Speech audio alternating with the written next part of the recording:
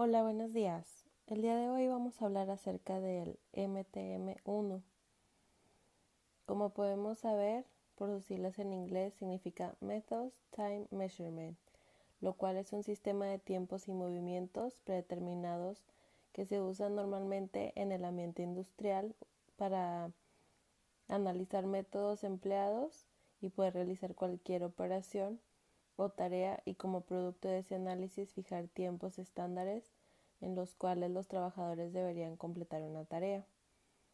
Este sistema fue desarrollado por H. B. Maynard, J. L. Schwab y G. J. Sturtevant del Consejo de Ingeniería de Métodos durante un trabajo de consultoría en Westinghouse Brake y Signal Corporation en los Estados Unidos en 1940. Este sistema básico y las reglas de aplicación del MTM fueron refinadas, extendidas, definidos, probados industrialmente y documentados como resultados de más trabajos en los años posteriores.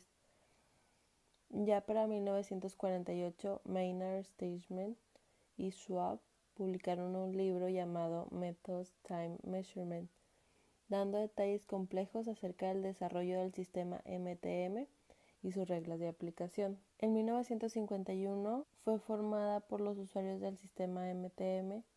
Los creadores del sistema asignaron entonces los derechos del sistema a la MTM Association.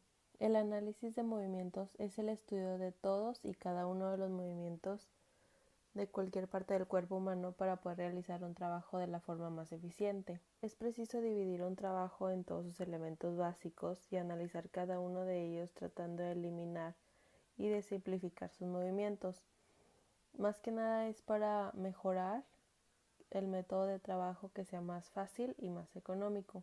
Este análisis dispone de las siguientes técnicas: el diagrama bimanual de trabajo, el análisis de movimientos básicos y los principios de la economía de movimientos. Y ahorita vamos a ver más a fondo el MTM1, que significa medida del tiempo de los métodos. Este sistema mundialmente utilizado para el estudio del trabajo y que se basa en el análisis de los métodos operatorios por micromovimientos. La gran ventaja del MTM sobre los sistemas convencionales de cronometraje es que al realizar el estudio de trabajo se analiza de forma muy precisa el método, con lo cual se consiguen importantes mejoras en los métodos, los procesos, la calidad, la ergonomía y consecuentemente reducimos los tiempos de producción. Para analizar un movimiento o método manual determinado, toma en cuenta los movimientos básicos de este y los valoriza en TMU.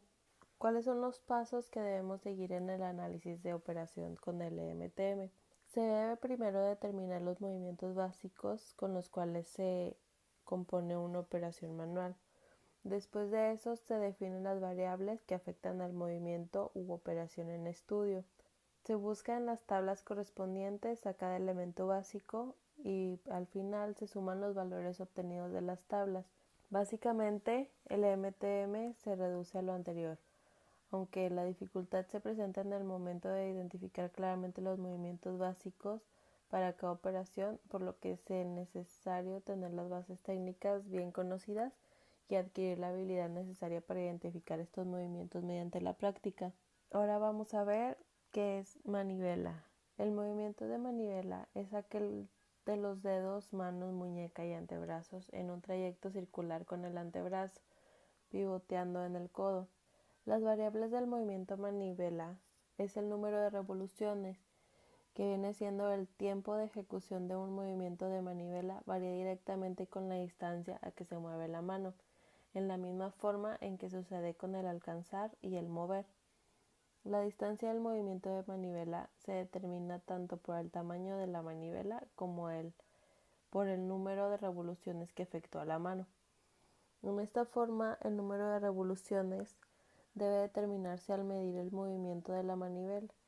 Un movimiento de manivela se considera que tiene efecto solamente si hay un medio revolución o más. Si se gira un volante a menos de un medio de revolución, el movimiento se analiza como un mover. Otro término que vamos a ver es el de la resistencia, el cual es un movimiento de manivela que es en igual forma que la resistencia en el mover. Los datos que aparecen en la tabla del mover y que comprenden la resistencia se utilizan para cubrir la resistencia en el movimiento de manivela.